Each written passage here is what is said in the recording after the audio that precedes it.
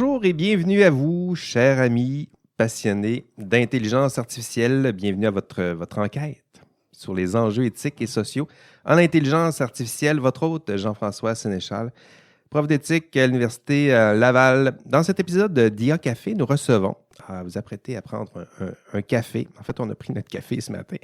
Vous prendrez un café avec une chercheuse en éthique. En fait, c'est un peu plus compliqué que ça. Une tête de sociologue, je dirais, de philosophe de terrain, on y reviendra, de chercheuse en éthique appliquée, éthique organisationnelle. Alison Marchildon est avec nous aujourd'hui. Comment vas-tu, Alison?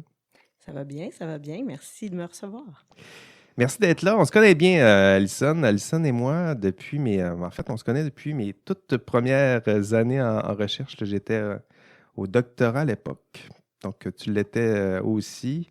On se croisa dans les congrès, colloques, puis on n'a jamais cessé d'entretenir cette amitié de type très cher collègue. Qui étais-tu d'ailleurs à cette époque? À quoi tu ressemblais comme étudiante au doctorat? C'était quoi ta tête? À quoi tu ressemblais? Tu veux dire C'était la quoi? couleur de mes cheveux à l'époque? Non, ça se peut que ça change, mais quand tu te projettes à l'époque, étudiante au doctorat, comment t'anticipais ta carrière de chercheur? À quoi tu Chercheur. ressembles? Tu sais, je me mets à la place des autres jeunes chercheuses là, qui sont là. À quoi Ouais. tu ressemblais, toi? Bien, en fait, tu sais, il y a 20 ans, parce que là, on parle d'il y a 20 ans plus, là, déjà, les questions éthiques, c'était pas comme aujourd'hui, hein, c'était beaucoup plus nouveau, je veux dire, ailleurs que dans le champ de la philosophie, je veux dire, là. Ah oui? Tu sais, moi, à l'époque, j'avais fait une maîtrise en gestion au HEC Montréal. Euh, Mon mémoire avait le mot éthique dedans. Je pense que c'était le premier qui avait ce mot-là. Ah oui, c'est vrai.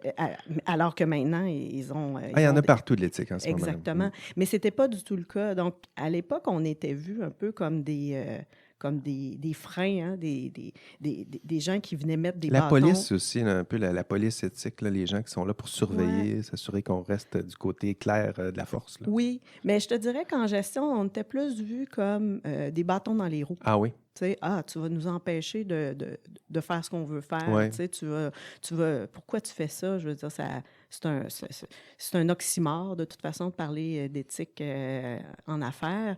Fait que c'était particulier à cette époque-là parce que on se disait, est-ce que je vais pouvoir vraiment continuer à faire de la recherche? Ça me passionne de faire de la recherche là-dedans, mais est-ce que je vais pouvoir continuer à faire ça? Est-ce que je vais pouvoir en faire une carrière? Ah oui. Et autour de moi, les gens qui avaient plus d'expérience, les gens qui faisaient de la recherche dans d'autres domaines, tout ça, se bidonnaient beaucoup, tu sais, de voir que je faisais ça parce qu'ils disaient, ben voyons, où est-ce que tu vas aller avec ça? Fait que c'était intéressant, puis je pense qu'aujourd'hui, ça doit être un peu différent pour les chercheurs et chercheuses en éthique parce qu'on voit qu'il y a de plus en plus d'opportunités, d'ouverture à ces questionnements-là. Vraiment. Donc, en 20 ans, là, j'ai vu un gros changement. Je trouve qu'on est passé de l'éthique comme obstacle à l'éthique comme outil. Donc, je pense que c'était assez différent à cette époque-là, mais en même temps, c'était quelque chose que je trouvais passionnant. Fait que moi, je voulais faire ma vie là-dedans, là, c'est clair. T'sais. Mais tu te sentais un peu quand même à l'époque comme outsider, quelqu'un qui est là, qui n'est pas tout à fait dans son champ. Qui est à contre-courant. à contre-courant. Ouais. Pourquoi tu ne fais pas de l'écononomie comme tout le monde? Pourquoi Exactement. tu ne fais pas ce que tout le monde fait autour? Tout à fait, tout à fait. Mais en même temps, je découvrais quand même des petits réseaux de chercheurs sur ces questions-là. Et là, c'était extraordinaire de, tu sais, je veux dire, regarde, quand on s'est rencontrés, on faisait tous les deux nos thèses de doctorat sur des questions liées à ça. Je veux dire, on avait des chercheurs qui nous encadraient. Vraiment, aussi c'est vrai. là-dessus. Puis on se disait, bon, ben il y a cette possibilité-là, mais c'était encore des petites poches assez fermées. Là. Tu sais, c'était pas encore on mainstream créait le comme champ aujourd'hui. peut-être Ouais. à l'époque. Puis en sociologie, tu es arrivé là, c'était au doctorat en sociologie? Exactement. Donc, je suis passée du regard, tu sais, en gestion, à un moment donné, je me disais, ben, je suis pas à ma place, ça n'a pas de bon sens. Je veux dire, je peux pas. Donc, il faut que je fasse autre chose. Fait que c'est soit que je quittais complètement, puis je repartais complètement ailleurs, ou bien j'utilisais ce que j'avais fait jusqu'à maintenant pour en faire une réflexion productive. Donc, c'est là que je me suis dit, ben, je vais me poser des questions éthiques dans le champ du Dans le management, champ du dans le champ management. des affaires. Et là, ben, pour le doctorat, la question, c'est qu'est-ce que je fais? Où est-ce que je vais pour le faire? Et donc là, j'ai décidé d'aller en sociologie parce que moi, mon objet de recherche, c'était beaucoup la responsabilité sociale des entreprises. C'est vrai, c'était ça à l'époque. Donc, au HEC, je le regardais de l'interne, comment une entreprise peut se développer de façon socialement responsable. Et là, en sociologie, ben, ça me permettait d'aller prendre le regard de la société sur cette Oui, nouveau... prendre un pas de recul. Exact, sur ce nouveau mouvement-là. Qu'est-ce que la société pense de ça? C'est les entreprises qui commencent à se dire socialement responsables. Donc, ça a été extrêmement intéressant parce Vraiment. que chaque recherche mène à la l'autre, nouvelle. Donc là, je prenais une posture critique sur ce que je venais de faire à la maîtrise. Et là, on ouvrait des nouvelles possibilités au doctorat. Là. C'est vrai, je me rappelle de cette époque-là. Puis, donc, sociologie, mais là, en ce moment, tu es dans une faculté de philosophie. Ah oui, une faculté de philosophie. Donc, comment ça se passe, l'intégration de... J'ai hâte de t'entendre. Comment ça se passe, l'intégration d'une formation... chez les philosophes. La sociologue chez les philosophes, comment ça se passe, l'intégration? Comment c'est accueilli? Bien, ça fait déjà 12 ans. Donc, je ne pense plus qu'on est au stade de l'intégration. Mais c'est sûr que ça reste toujours des arrimages à faire, hein, des langages différents. J'ai toujours senti le besoin de devoir justifier ma présence dans ce champ-là parce que je n'étais pas philosophe. Mais pour moi, l'éthique et la recherche en éthique, c'est profondément interdisciplinaire. Ça doit l'être. Et pour moi, il y a une jonction très intéressante et naturelle entre philosophie et sociologie. Ben D'ailleurs, à l'époque, c'était une seule et même discipline. Hein? Ben oui, ben Aristote, c'est ça, là. Je veux dire, c'est le premier à prendre ce pas de recul-là, puis regarder un peu, au lieu de sauter dans les idées, il saute sur le terrain en disant, ben ouais, mais on peut bien définir telle chose et telle chose, là, mais on va aller voir sur le terrain, c'est quoi telle chose. Puis après Exactement. Ça, oui. Donc, ça nous permet de faire cet aller-retour-là que j'appelle abductif, hein, entre le terrain et la réflexion. Mais c'est sûr que c'est pas toujours bienvenu en philosophie. Mais je pense qu'on il y a de la place pour quand même faire ces réflexions-là interdisciplinaires, très ancrées dans le terrain. Il y en a de plus en plus de philosophes qui le font. Il y a de plus en plus de courants philosophiques qui le valorisent. Et je pense que c'est très valorisé à l'extérieur aussi du champ philosophique. Donc, quand on va Ah oui, ça, c'est sûr. rencontrer les gens d'autres disciplines, Ils aiment ça. ou les gens, les praticiens, ils sont contents d'entendre cette réflexion-là interdisciplinaire. Sur leur champ disciplinaire. Oui, mais ils sentent que c'est en même temps que c'est pas déconnecté de ce qu'ils font. Hein? C'est pas une réflexion juste théorique. Donc, c'est une réflexion qui essaie de faire le pont entre la réalité et la réflexion théorique. Mais c'est sûr que ça reste qu'en philosophie, des fois, c'est vu comme moins noble, comme quelque chose d'un peu... On se salit les mains. Oui, c'est vrai, c'est du terrain, mais c'est ça, là, peut-être que c'est un peu trop proche du terrain, on se rapproche du monde du travail, on se rapproche de... Du savoir banal des acteurs, Il y a peut-être ça. actrices qui ont pas cette connaissance-là, mais avec le temps, je l'ai accepté. Cette posture-là. Donc, au début, je me sentais qu'il fallait que je justifie, que peut-être il fallait que je réinvestisse un peu plus le champ théorique pour... Et là, aujourd'hui, j'ai vraiment accepté, en fait, d'être vue des fois comme étant une philosophe de second niveau dont les réflexions sont peut-être moins ancrées dans... La philosophie traditionnelle. Oui, ou des réflexions métaphysiques. Mais en même temps, je pense qu'il y a de la place pour différentes postures, différents discours.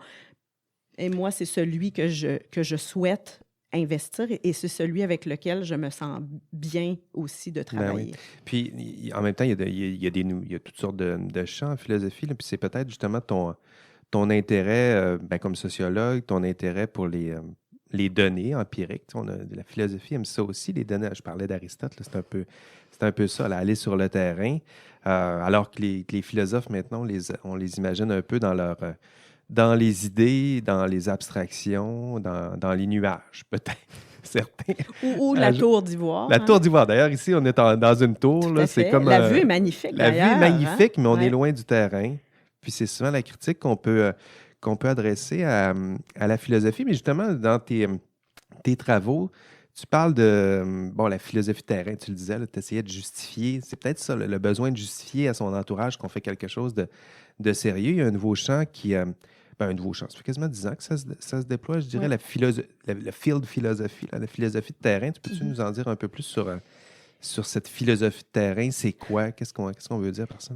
En fait, c'est un courant philosophique qui enfin met des mots sur quelque chose qu'on est, je pense, plusieurs en philosophie à pratiquer depuis très longtemps. Je veux dire, tu remontais à Aristote, mais je veux dire, il y a plein de philosophes au fil du temps qui ont investi le terrain. D'ailleurs, Christiane Voller, qui est une des premières là, à avoir écrit sur la philosophie de terrain, elle a un petit ouvrage très intéressant là-dessus. Elle retourne donc dans plein de philosophes au fil du temps et elle montre comment ils étaient intéressés et inquiets par les terrains, donc par les questions concrètes. Je veux dire, Marx, c'était pas désincarné, là, sa réflexion, par exemple. Et il y en a plein comme ça. Bon, moi, je travaille beaucoup avec les philosophes pragmatistes. Je veux dire, Dewey, qu'est-ce qu'il disait? Il disait que la philosophie, elle va commencer à être pertinente quand elle va arrêter d'être à la solde des problèmes des philosophes pour s'intéresser vraiment aux problèmes réels et concrets de nos sociétés. Donc, et puis là, on parle il y a un siècle de ça. Là. Donc, c'est pas nouveau ce qu'on amène, mais il n'y avait pas de mots pour le dire. Moi, quand je suis entrée au département de philosophie et éthique appliquée, j'essayais d'expliquer ce que je faisais, mais je n'avais pas de mots pour le dire. Fait que là, je disais, c'est un mélange entre la réflexion philosophique et le terrain empirique. Donc, je parlais d'empirisme, je parlais d'amener la sociologie avec la philosophie, mais ça avait l'air de quelque chose de patenté. Ou que tu inventais. Je pense que c'est ça qu'on est prudent là-dessus. Là. Parce que tu es en train d'inventer quelque chose en philosophie. Je pense que les académiques aiment ça là, quand on dit « Non, moi, je m'inscris dans tel mouvement, telle chose. C'est sérieux. » Ça a démontré dans la communauté anglo-saxonne, par exemple. Puis là, ça permet de démontrer la pertinence, sinon le sérieux de ce que tu fais. Là. Donner une légitimité. Alors là, maintenant, avec le mot philosophie de terrain, et en anglais, c'est Robert Frodman et Adam Briggle qui ont amené cette notion-là de field philosophy. Là, c'est intéressant parce qu'on peut retrouver une communauté de philosophes ou j'appellerais ça des chercheurs en philosophie, peut-être, qui vont justement, eux aussi, prendre ces méthodes-là, prendre une approche différente de la philosophie. Donc là, on sent que ça donne une légitimité au travail de terrain qu'on fait et qu'on a toujours fait. Tout à fait. Puis on reviendra parce que ton terrain, entre autres, il y a l'intelligence artificielle. Donc ça, on reviendra bientôt. Mais avant d'aller sur ce terrain, j'aimerais peut-être parler de la compétence éthique en général, parce qu'en intelligence artificielle, là, ça fait partie des questionnements en ce moment. Là, comment former en éthique, comment former les acteurs en intelligence artificielle, comment former les entrepreneurs, par exemple, qui développent. Qu'est-ce qu'on peut donner comme type de compétences éthiques? Commençons peut-être par la compétence éthique en général. Donc, tu enseignes l'éthique. Ça fait un bout que tu enseignes l'éthique. Tu es responsable des programmes de diplôme, maîtrise, philosophie, éthique appliquée. Je posais justement cette question à Frédéric Bruno dans un épisode récent d'IA Café. La grande question, c'est celle de comment rendre les acteurs compétents. Qu'est-ce que tu enseignes? Qu'est-ce que ça prend pour être compétent en matière d'éthique? Qu'est-ce que tu réponds Qu'est-ce que tu dis à tes étudiants, là, comme au début d'année? De quoi avez-vous besoin pour être compétent en matière d'éthique? Là? Vous avez besoin de réfléchir. Réfléchir. En fait, c'est important de faire une distinction entre le comportement éthique et la compétence éthique. Et je pense que c'est pour ça qu'avec mes collègues, donc Luc Bégin, André Lacroix, on a développé on a travaillé sur cette notion-là. C'est Luc qui l'a amené en premier. Puis après, on a voulu travailler autour de cette notion-là et on la mobilise maintenant de plus en plus. C'est l'importance de montrer qu'en éthique appliquée, on veut pas se limiter à cette notion de comportement éthique, donc qui serait de répondre à des normes qu'on va appliquer, donc de façon un peu machinale. Hein, Ayez un une bon application. comportement. Le comportement est dicté dans les normes. C'est juste à suivre les normes. Exactement. Donc, c'est assez simple. Hein. Donc, nul n'est censé ignorer la loi. Donc, à Voici partir la du loi. moment, une fois que tu la sais, ben, tu es capable de l'appliquer. Or, on a bien vu que c'est pas si simple que ça, que même les lois ont besoin d'interprétation et que l'ensemble de nos pratiques ont une dimension éthique. Et donc, on ne peut pas tout normer.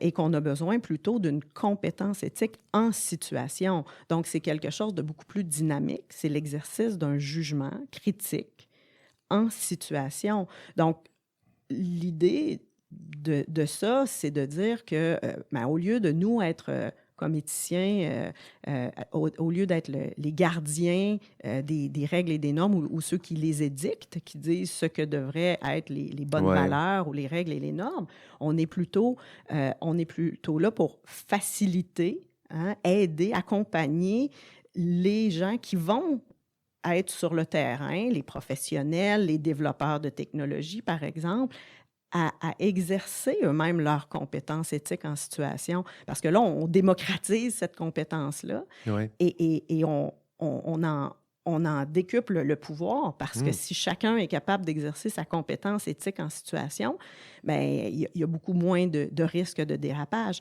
Donc, le « en situation » est très important dans la notion de compétence éthique. C'est d'être capable, devant différentes situations, de détecter les enjeux éthiques, hein, de voir qu'il y a des enjeux éthiques. Il y en a qui ne voient même pas. Donc, c'est d'être capable de lever un drapeau, de dire il y a peut-être quelque chose. Ouais. Et dans à peu près chaque situation, il y a des enjeux de valeur.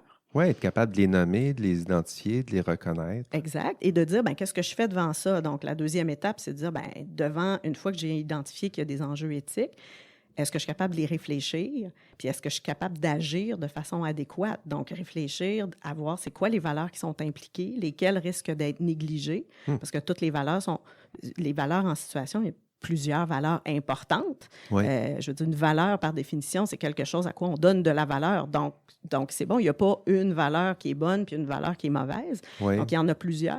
Mais la question, c'est comment est-ce qu'on va les prioriser, à laquelle on va donner le plus d'importance. Et c'est d'être capable d'identifier ou de voir quelles vont être les conséquences possibles selon les cours d'action qu'on va choisir. Fait qu'il faut être capable de réfléchir les situations qui ont des enjeux éthiques et ensuite d'agir adéquatement, c'est-à-dire de prendre des décisions qui vont être responsables et raisonnables à la lumière de cette analyse-là. Donc, on se rend jusqu'à l'action. Donc, dans la compétence éthique, et c'est pour ça qu'on est en éthique appliquée. On n'est pas juste au niveau où est-ce qu'on veut édicter des normes, puis voilà, on les balance et faites-en ce que vous pourrez ou ce que vous voudrez. Mais on veut aller jusqu'à l'action. On dit, ça ne doit pas être... Il y aura une prise de décision. Exact, et une action concrète. Et celle-là, on souhaite qu'elle soit acceptable, raisonnable, satisfaisante pour les personnes impliquées et créative aussi, parce qu'en général, des bonnes solutions, ce n'est pas les solutions du passé, parce qu'on est devant des nouvelles situations. Oui, on peut s'en inspirer, on peut regarder ce qui s'est passé, mais il n'y a rien de concret, il n'y a pas de solution. Il y a un problème nouveau, donc il y aura une nouvelle... Exact. On peut s'inspirer des lois, des règles, de ce qui a été dit, de ce qui est arrivé, du passé, mais là, c'est un problème nouveau, puis il faudra prendre une décision. Donc, on pourra ajouter des éléments nouveaux. Donc, il y a un élément créatif important qui distingue le comportement éthique et la compétence éthique. Hein, le comportement, on applique quelque chose, alors que la compétence, on a cet exercice de jugement et de créativité à exercer.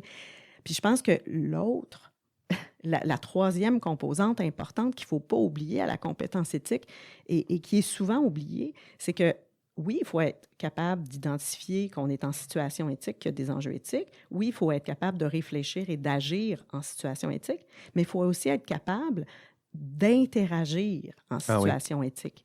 Donc, le comment de la discussion, hein, de la décision. Donc, ce n'est pas juste « je prends des bonnes décisions ». Non, c'est comment on prend la décision. Comment on la partage, comment on la diffuse, comment on la met en œuvre. Exactement. Et là, donc, il ne faut pas oublier cette partie-là. Donc, l'éthique, ce n'est pas juste de prendre des bonnes décisions par et pour soi-même, c'est pour et Un avec ensemble de parties les prenantes. parties prenantes. Donc, comment est-ce qu'on peut intégrer cette réflexion-là et l'expérience des autres personnes dans notre réflexion pour avoir des meilleures décisions, des meilleures solutions, plus créatives, plus satisfaisantes. Et là, il y a tout un spectre. Hein. On peut aller de l'écoute des besoins ou des attentes des autres parties prenantes jusqu'à une inclusion réelle, une participation concrète dans la décision. Donc, on peut aller jusqu'à de la codécision si on le peut et si on le veut.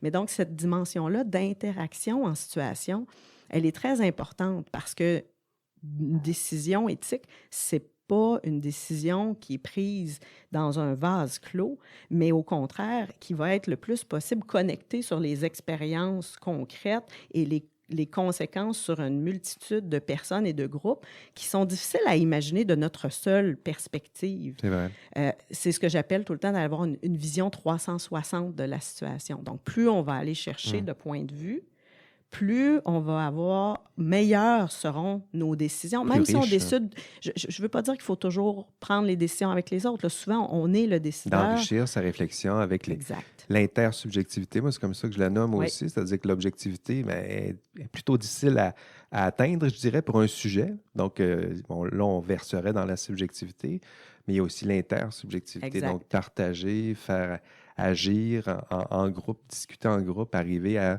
C'est peut-être le pis-aller, là, tu sais, avoir une décision intersubjective où on Oui. enrichit...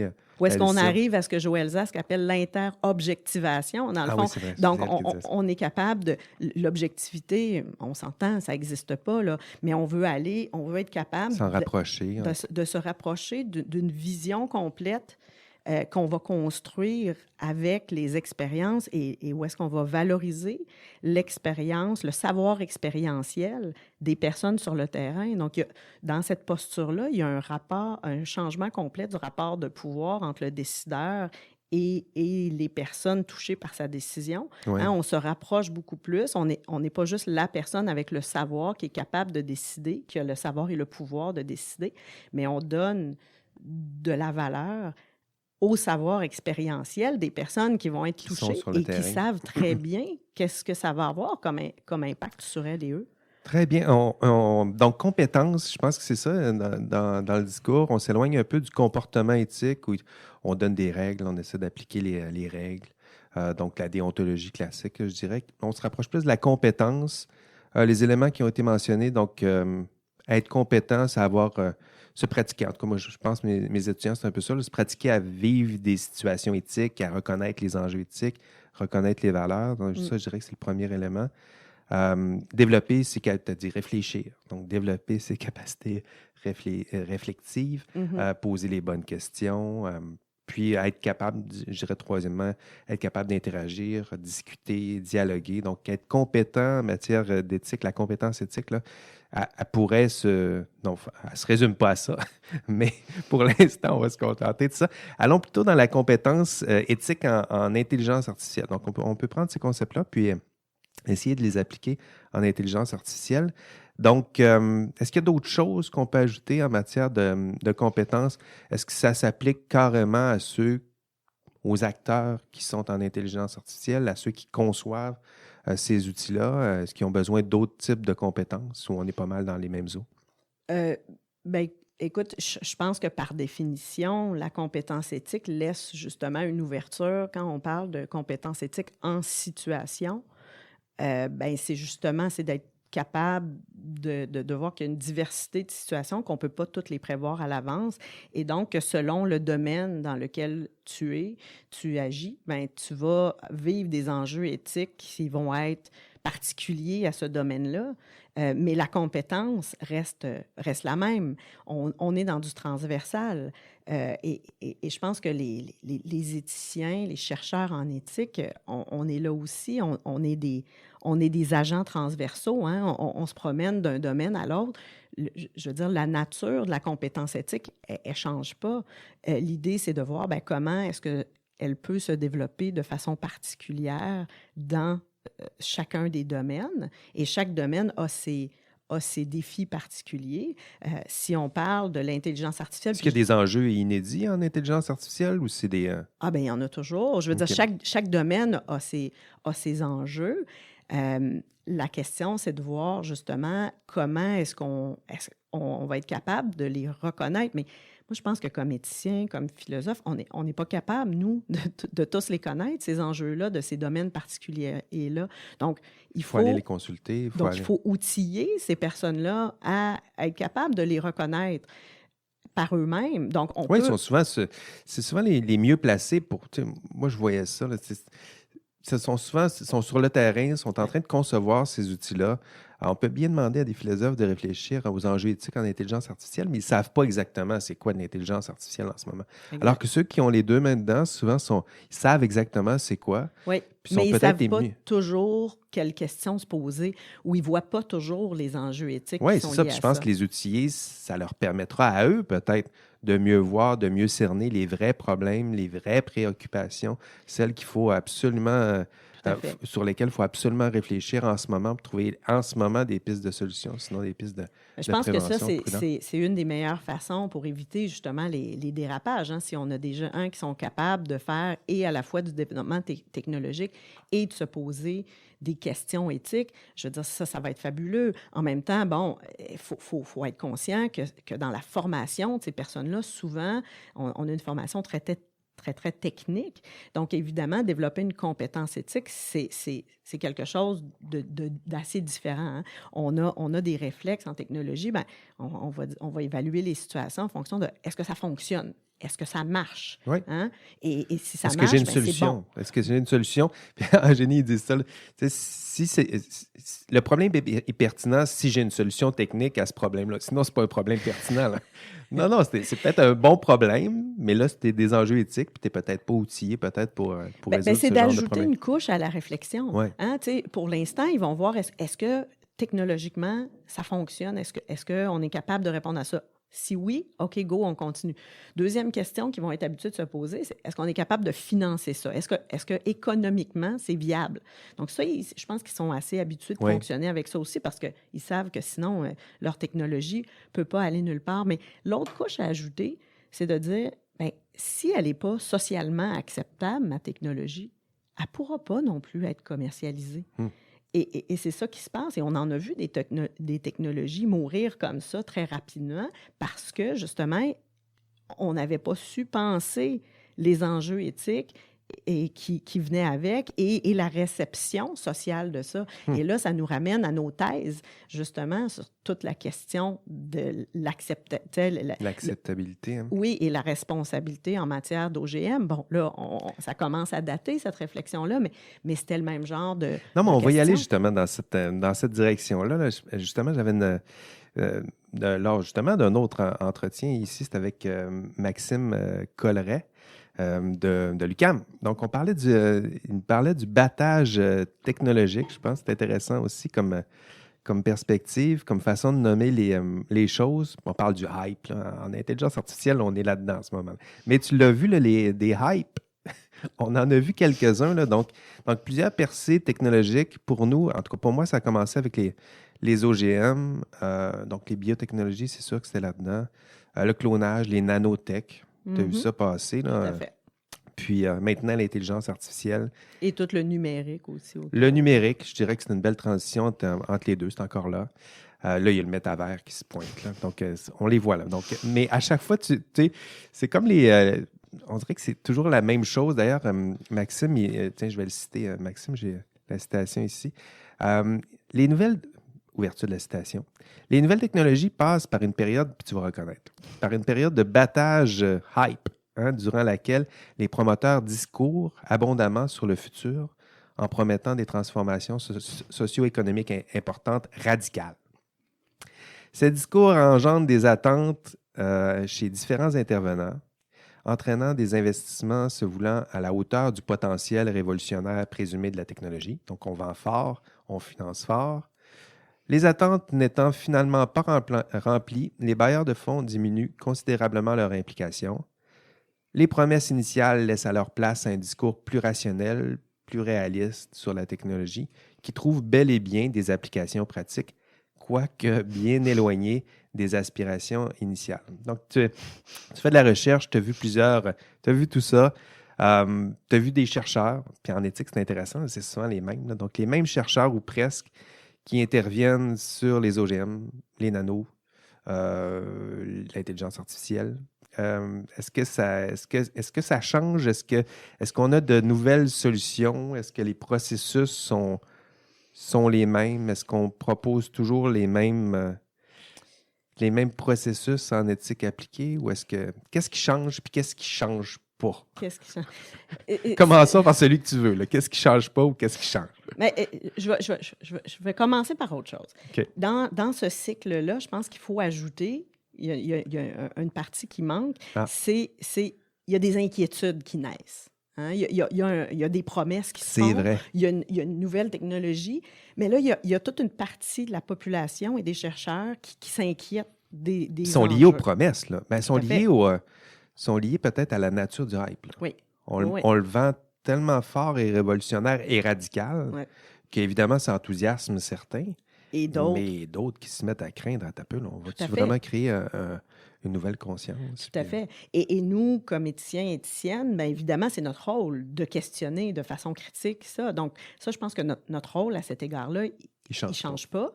Je pense aussi que ce qu'on peut proposer comme accompagnement, puis là, c'est sûr que chaque philosophe ou éthicien va avoir sa méthode, mais en éthique appliquée, c'est vraiment un accompagnement justement pour développer la compétence éthique, identifier les enjeux concrets liés à ces technologies-là et trouver des solutions. Je le disais tout à l'heure, là, on est axé sur la résolution de problèmes concrets. Mm-hmm. Donc, c'est d'aider à trouver des solutions. On ne veut pas juste dire, voici les problèmes, mais il faut aller jusqu'à aider, participer à la résolution de ces problèmes-là de façon acceptable.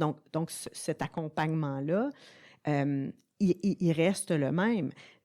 Maintenant, d'une technologie à l'autre, on peut espérer que nos sociétés et nos développeurs vont apprendre qu'entre ce qui s'est passé avec les OGM, puis aujourd'hui, ce qui se passe avec l'intelligence artificielle, mais on va espérer qu'ils vont avoir appris et qu'ils vont peut-être se poser des questions éthiques plus tôt, parce qu'à l'époque... Oui, c'est un peu ça qui se passe, c'est vrai. Hein. Tout à fait.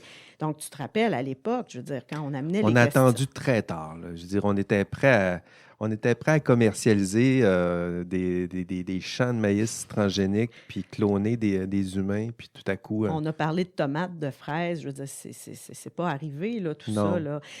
Mais je parle pas juste de ça, je parle aussi de la résistance qu'il y avait dans le champ de la bioingénierie. Tu sais, je me rappelle, on arrivait comme chercheur là-dedans, puis ils nous regardaient en me disant « Oh, tu veux nous empêcher... » Tu sais, je reviens à ce que je disais tout à l'heure, là, on était vus comme des obstacles. « Ah, tu veux nous empêcher de commercialiser notre affaire? » Non, nous, on va sauver le monde, on va répondre aux problèmes de famine dans le monde.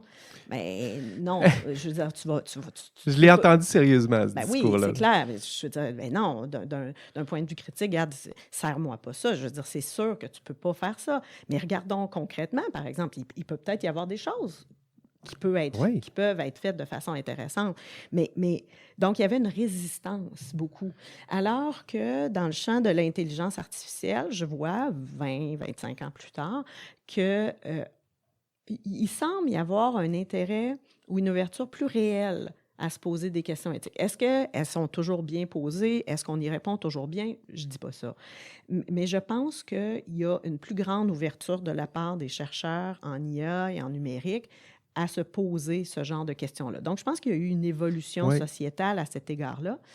Et je pense que comme chercheur, donc, on doit s'adapter à d'où partent les chercheurs, où est-ce qu'ils sont, les acteurs, et où est-ce qu'on peut les amener. Donc là, ce qui est intéressant, c'est que c'est l'idée d'amener la réflexion éthique dès le début, en amont. Donc ça, c'est ce qui manquait peut-être à l'époque, ce que tu montrais tout à l'heure. C'est arrivé à toute fin du processus. Exact. Là, on est prêt plus tôt. Donc, nous, comme accompagnateurs, ben là, on a un rôle qui arrive plus rapidement aussi. On peut peut-être intervenir plus tôt. Mais ça reste que l'intervention, pour moi, elle est fondamentalement similaire. Je disais tantôt, on est des agents transversaux. On amène une démarche, un processus. Les enjeux éthiques, évidemment, ils changent. Mais notre rôle, c'est de s'adapter à ces enjeux-là, mais de donner des outils et de travailler à développer des outils pour y répondre. Puis ça, je pense que la logique de la compétence éthique et de la résolution éthique, du processus éthique pour amener des solutions acceptables, satisfaisantes, reste le même. Puis là, là-dessus, on voit des chercheurs comme Georges Legault, je pense qu'on ne peut pas le nommer, là. Je veux dire, tu sais, Georges Legault est là depuis 40 ans dans le discours en éthique appliquée au Québec, c'est sûr. Bien, c'est clair, mais toutes ces technologies-là que tu as mentionnées tout à l'heure, il a travaillé sur toutes ces technologies-là. Puis encore aujourd'hui, il est à la retraite et pourtant, on fait des activités, on fait des colloques, des réflexions sur l'IA et il est là. Et sa réflexion demeure hyper pertinente parce que justement, c'est le même genre de questions qu'on va poser, mais à d'autres situations. On pose des questions à des situations concrètes, ancrées dans des problèmes concrets. Oui, donc c'est adapté à la technologie change, mais Georges Legault est toujours là. Je pense que ça c'est une belle grille de réflexion éthique. Donc, si vous vous intéressez à l'éthique appliquée, la grille de Georges Legault, là, je dirais que c'est notre classique en éthique appliquée. Là, c'est enseigné dans plusieurs cours d'éthique. Elle n'est pas parfaite, cette grille-là, là, on va s'entendre. Tout le monde l'a adapté, mais il y a un... Mais il y a un nœud, il y a quelque chose de structurant dans cette grille-là. Exact. Et ils ont très récemment publié un nouveau livre qui s'appelle « Innover en conscience ». Donc, c'est une démarche un peu dans cet esprit-là, mais adaptée justement au développement technologique et comment est-ce qu'on peut réfléchir les différentes étapes du développement technologique en incluant une réflexion éthique et sociale à ce développement-là. Donc, c'est cette idée-là de mettre en place un processus, moi j'appelle ça des boucles de rétroaction à toutes les étapes du processus de développement. Donc, dès le départ, avant de commencer, on veut anticiper. Ensuite, on veut continuer à réfléchir ça pendant le développement de la technologie pour voir, qu'est-ce qui se pointe de nouveau. Et après, pour être capable de voir, mais c'est quoi les conséquences réelles de notre technologie et comment on va réajuster notre technologie à la lumière de ce feedback-là sur la base des expériences. Importantes. Exactement. Donc, c'est la mise en place de ces boucles de rétroaction-là.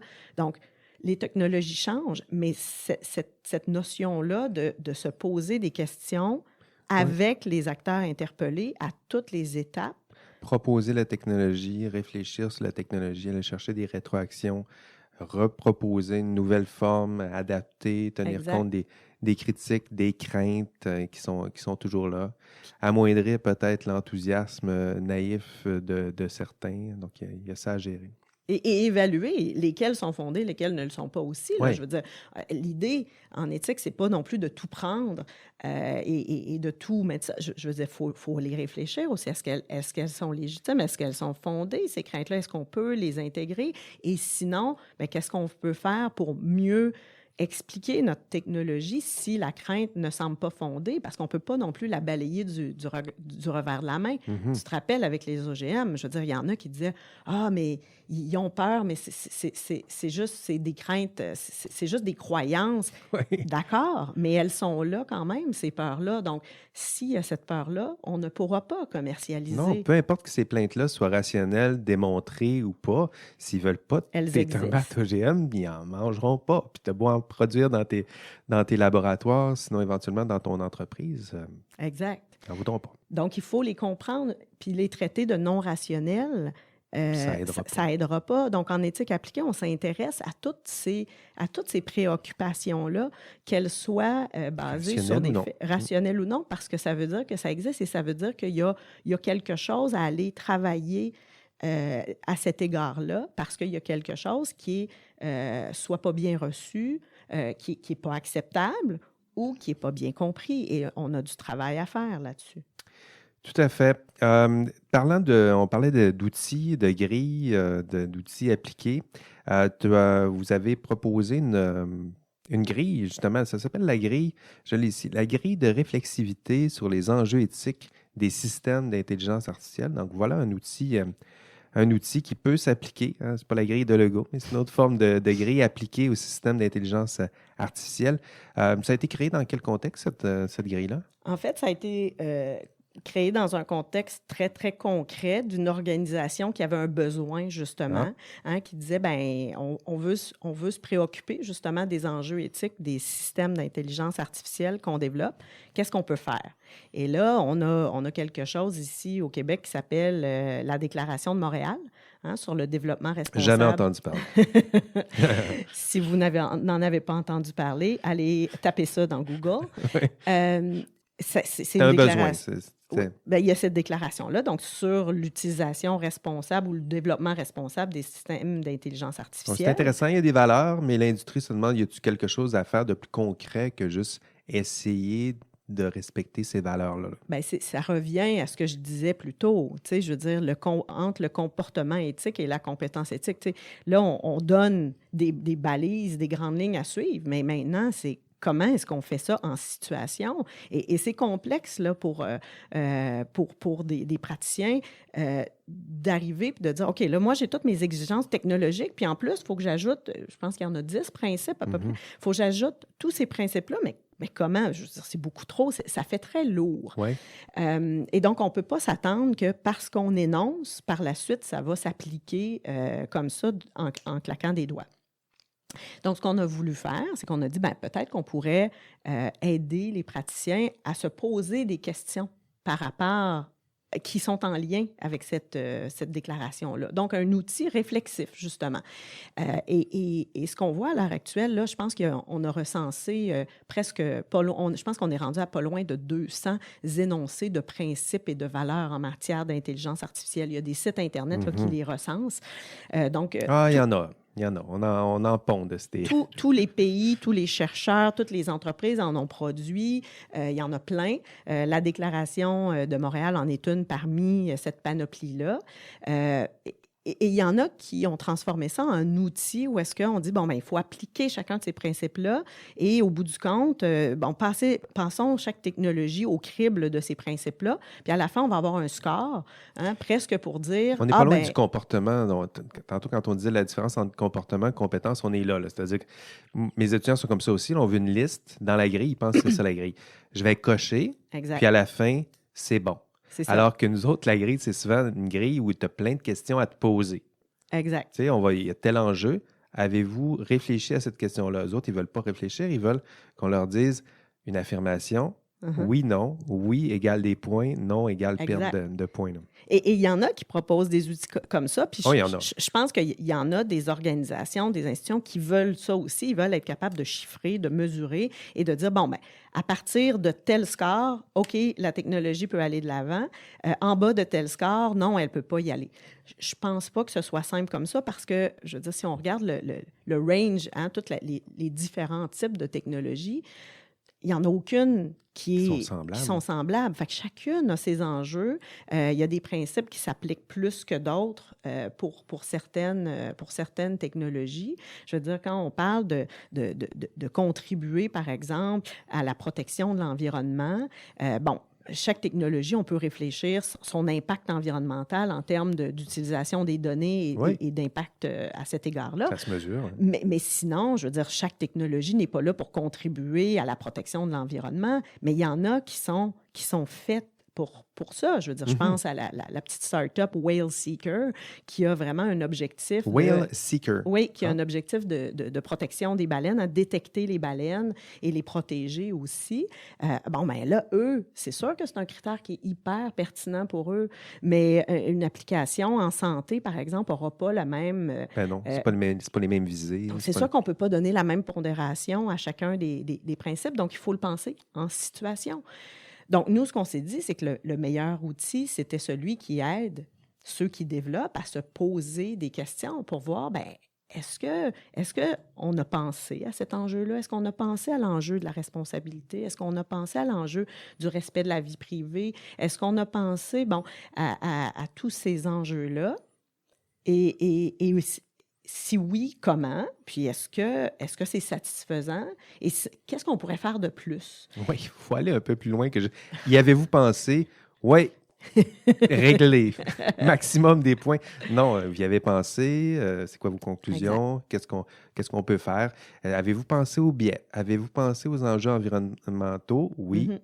Non. Oui. Tu y as pensé. Maintenant, qu'est-ce qu'on peut Venez faire? justifier. Et peut-être que vous pouvez dire, ben ça ne s'applique pas vraiment. OK, peut-être. Oui, ça s'applique. On a pensé à telle chose ou on n'y avait pas pensé ou quelqu'un a fait cette critique. On a décidé d'ajuster ou d'accroître le respect de l'environnement de telle façon. Exact. Et là, ça permet, parce que là, il ne faudrait pas que ça reste en vase clos non plus. Hein? Tu sais, je le disais tout à l'heure, là, on ne veut pas prendre des décisions en vase clos. Bien, c'est sûr que si c'est juste la petite équipe technologique qui se pose ces questions-là, ils peuvent régler ça assez rapidement, dire oui, on y a pensé, oui, c'est satisfaisant, ou non, ça ne s'applique pas, puis voilà, on a fini.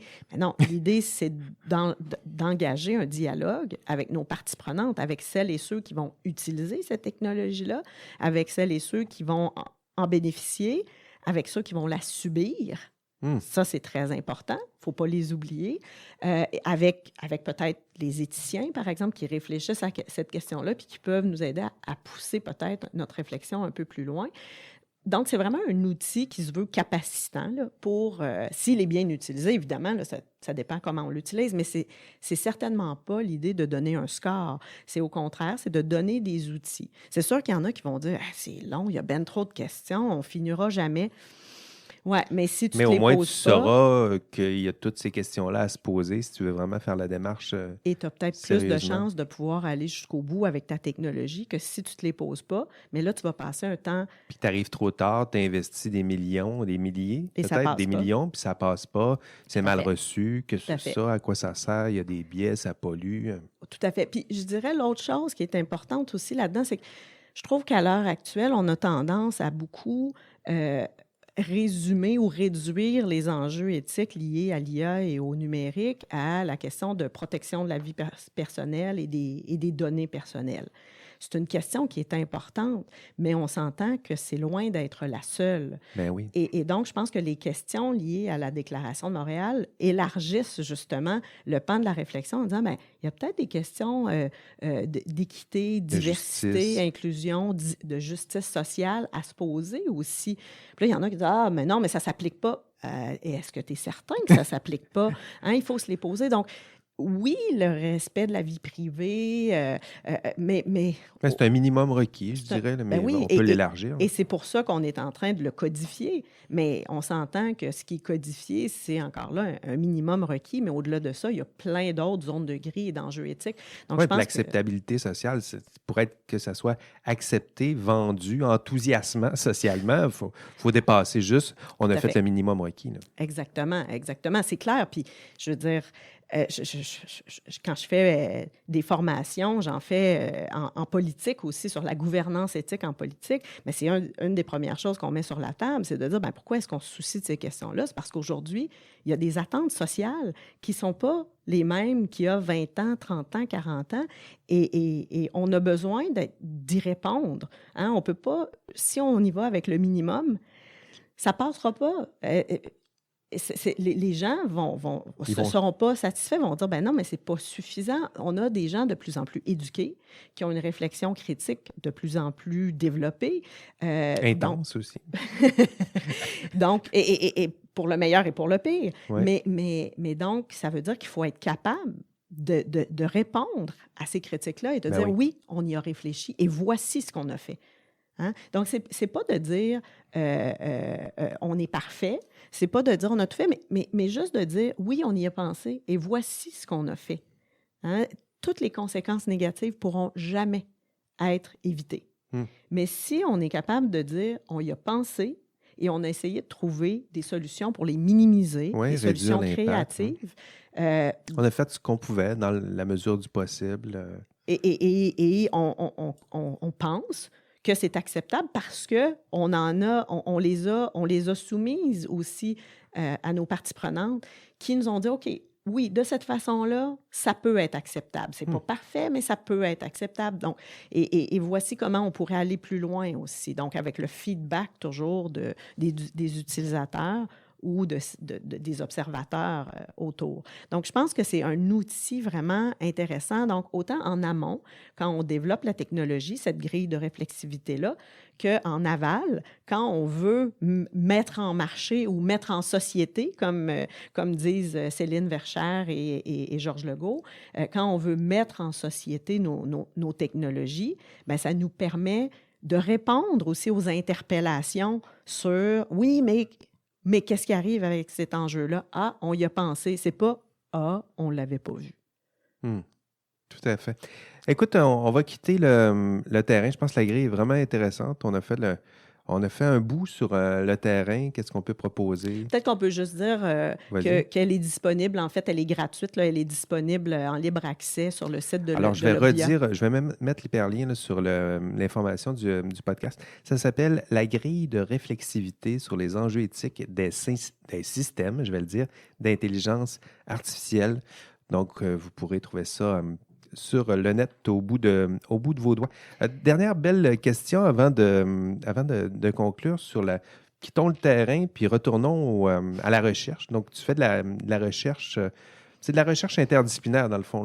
T'en croises, là, ça ressemble, je dirais, au contenu du podcast, le droit, informatique, éthique, sociologie, politicologue, il y en a.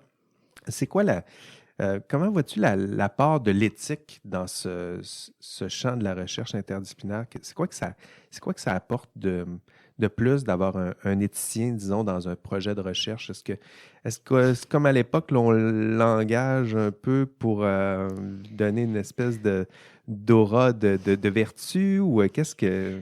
Un beau vernis à la fin. Bien, c'est une question intéressante parce que, en fait, ce qu'on voit, ce qu'on constate, ça aussi, c'est une évolution à cet égard-là, c'est que de plus en plus, pour la recherche, les organismes subventionnaires demandent de plus en plus qu'il y ait une attention aux enjeux éthiques qui soient apportés. Donc, on voit qu'on est de plus en plus sollicité par différentes équipes. Ouais. Mais la question, c'est est-ce qu'on est réellement intégré dans ces équipes-là ou est-ce qu'on est instrumentalisé? Alors moi, j'accepte de participer quand je fais vraiment partie intégrante du projet. Et dans ce temps-là, c'est un réel plaisir. Et je pense que les organismes subventionnaires le voient aussi quand c'est réellement intégré là, dès le début de la réflexion jusqu'à la fin. Donc, on n'est pas là juste pour donner une légitimité ou faire ce que j'appelle du rubber stamping, mais on est là vraiment pour susciter ces questions-là. Et je dois dire, il y en a des chercheurs qui sont intéressés à se poser ces questions-là. Oui. Et ça, c'est un réel plaisir. On a un nouveau projet en ce moment avec un neurochirurgien de l'Université de Sherbrooke qui nous a fait une place. Je veux dire, l'éthique est un des 4 volets de son projet de recherche. Oui. Et c'est fascinant, là, j'ai 2 étudiants et étudiantes qui vont travailler là-dessus pendant 3 ans, même plus, je me demande, c'est peut-être 4 ans. Et on va faire partie intégrante de l'équipe de recherche. Donc là, ça devient vraiment intéressant et vraiment interdisciplinaire. Puis je pense que l'éthique peut être un lieu de rassemblement, justement, des différents contributeurs au projet, hein, parce que lui, son projet a plusieurs aspects. Donc, il y a de la chirurgie, mais il y a des informaticiens, il y a des ingénieurs. Donc, il y a plusieurs personnes. Il y a des gens du milieu de la santé qui sont impliqués. Donc, l'éthique peut être un lieu de dialogue et de rassemblement entre ces différentes disciplines-là pour se poser ensemble des questions. Donc là, on peut devenir un lieu assez rassembleur, en fait, où est-ce qu'on est capable de travailler ensemble. Oui, créer un vrai dialogue aussi interdisciplinaire, pas juste les coller ensemble. Il y a ça aussi, là, il y a le rubber stamping, mais il y a aussi le collage. Là, on dit que c'est de la recherche interdisciplinaire, puis finalement, c'est juste quelques chapitres rédigés par des experts dans chacun des domaines qui se sont peut-être jamais parlé, sinon jamais lus. Exact. Et d'ailleurs, dans ce projet-là, on va même donc travailler la sensibilité éthique et la compétence éthique des chercheurs de l'équipe. Donc, on ne va pas juste s'intéresser à l'acceptabilité, à évaluer les enjeux éthiques de cette technologie-là qui est développée, mais on va travailler aussi à l'interne, de voir comment est-ce qu'on peut développer cette compétence éthique-là chez les membres de l'équipe qui font le développement technologique. Donc, c'est vraiment... Et là, là-dessus, c'est le côté plus politique que je donne aussi à mes recherches en éthique appliquée. Pour moi, là, un des enjeux fondamentaux en éthique ou un des enjeux éthiques fondamentaux dans tous les domaines, c'est l'enjeu du pouvoir.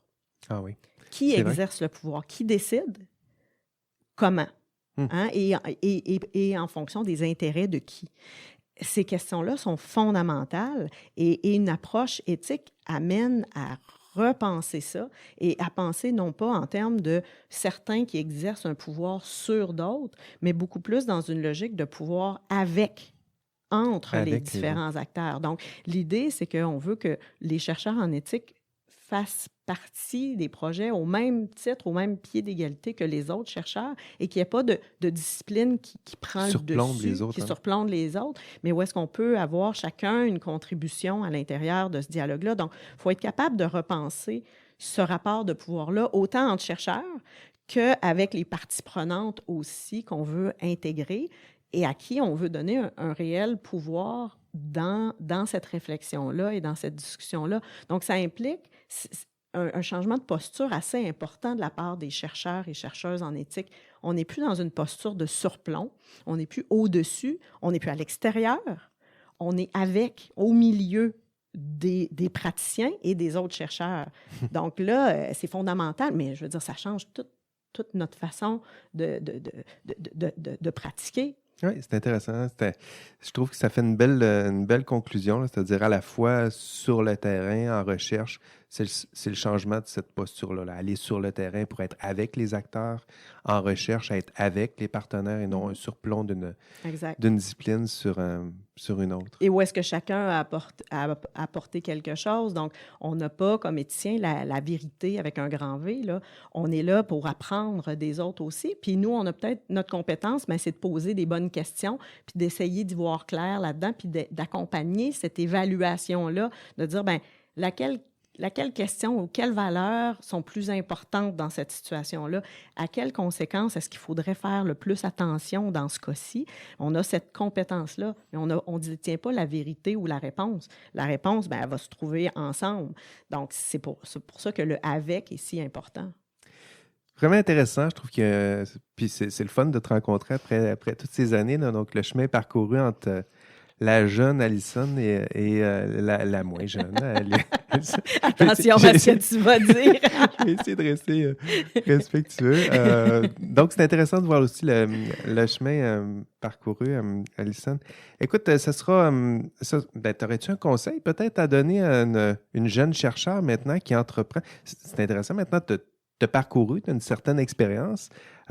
Quel conseil tu donneras en ce moment à une chercheure qui veut faire de la recherche sur les enjeux éthiques et sociaux en intelligence artificielle ou sur la technologie? Il y a peut-être Donc, les portes étaient peut-être moins grandes ouvertes, maintenant un peu plus. Quel genre de conseil tu donnerais à une jeune chercheure? Tiens, peut-être une jeune chercheure, assurons-nous que ça soit compris. C'est intéressant.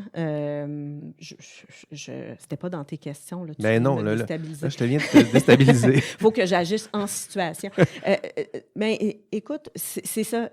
Pour moi, pour la première fois de ma carrière, là, je peux dire maintenant à mes étudiants et étudiantes qui s'intéressent aux questions éthiques qui vont avoir du travail à faire. Ils vont se trouver des débouchés. Il y en a maintenant. Conseiller en éthique, maintenant, il y en a partout. Mais on ne pouvait pas dire ça. Il y a quelques années, on formait des gens, puis on espérait, on leur disait, mais il va falloir que tu travailles à faire ta place. Ouais. Alors qu'aujourd'hui, honnêtement, la réalité là, de celles et ceux qui embauchent, ils ont de la difficulté, des fois, à trouver des gens qualifiés. Donc, c'est la première fois, qu'on peut dire, oui, il y a de l'avenir. Si ça t'intéresse, si tu t'intéresses aux enjeux éthiques et sociaux en intelligence artificielle ou sur la technologie en général, ou si tu es même les deux pieds dedans, puis tu veux élargir tes horizons, il y a de la place. Là. Mais donc, il y a de la place, mais ça, il y a de la place pour tout le monde. Mais à une jeune chercheuse, donc, avec ces opportunités-là, c'est sûr qu'il faut persister, mais je pense qu'il ne faut jamais oublier, ben, de un, maintenant, avec nos soucis beaucoup plus grands pour les questions d'équité, diversité, inclusion, je pense que les femmes sont mieux accueillies. En tout cas, on réalise qu'elles ont un apport réel. Et je pense, je vais le dire évidemment avec tous les bémols qu'il faut dire, mais je pense que les femmes ont, de façon peut-être assez naturelle, une tendance à avoir une grande sensibilité éthique. Hein? Et on l'a souvent travaillé avec les éthiques du CARE, par exemple. Hein? On a souvent mis en lumière le fait que l'approche féminine était peut-être différente. Je ne pense pas que ça peut être coupé au couteau comme ça, mais je pense que ce on nous a souvent reproché, hein, d'être peut-être trop sensible, aujourd'hui peut devenir un avantage, en fait, peut devenir un outil parce que cette sensibilité-là, c'est nos antennes qui vont nous permettre de repérer les problèmes potentiels et de les réfléchir avant d'avoir les deux pieds dedans. Donc, j'aurais tendance à dire, sans dire effectivement que les hommes n'ont pas de sensibilité éthique, puis les femmes en ont, loin de moi non, cette mais disons idée-là. que la sensibilité, maintenant, même en recherche ou dans le domaine, elle est reconnue. Ou en tout cas, elle est de plus en plus, peut-être qu'elle n'est pas encore assez reconnue, mais elle commence enfin à être valorisée. Puis je pense que ça, c'est vraiment une bonne nouvelle parce que je pense que c'est comme ça qu'on va faire de la bonne recherche, de la bonne science et des technologies qui vont être peut-être un petit peu plus adaptées aux besoins réels. Non pas de ce qu'on voit comme la société du futur, mais comme nos sociétés réelles où est-ce qu'on est des gens en relation dans des réalités concrètes. J'aurais pas mieux conclu que ça. Écoute, c'est tellement généreux. Merci de ta générosité. Merci d'être passé avec nous dans Ça fait plaisir et évidemment, toujours un plaisir parce que je pense qu'on est pas mal sur la même longueur d'onde sur plusieurs de ces questions-là, donc c'est toujours un plaisir. Longue collaboration, ça ne risque pas de finir. Donc, merci à nos auditeurs de nous accompagner d'être témoins comme ça de ces discussions, ces délibérations, ces réflexions à IA Café. Donc, plus de 40 épisodes maintenant à explorer les enjeux éthiques et sociaux en intelligence artificielle. Vraiment une belle aventure depuis les tout débuts. Merci de nous accompagner dans cette quête, cette grande quête, quête et question, enquête, ça vient des mêmes... Ça a les mêmes origines. Donc, merci encore pour tout. On se revoit au prochain épisode. Ce sera notre dernier épisode avant notre pause estivale, parce que nous avons besoin d'une pause estivale, Alison. Qui n'en a pas besoin cette année? Donc, quelques-uns de mes collaborateurs, vos collaborateurs préférés, seront ici en studio avec moi pour l'occasion. On se revoit bientôt. Et d'ici là, on rêve peut-être de moutons électriques. Allez, bye-bye.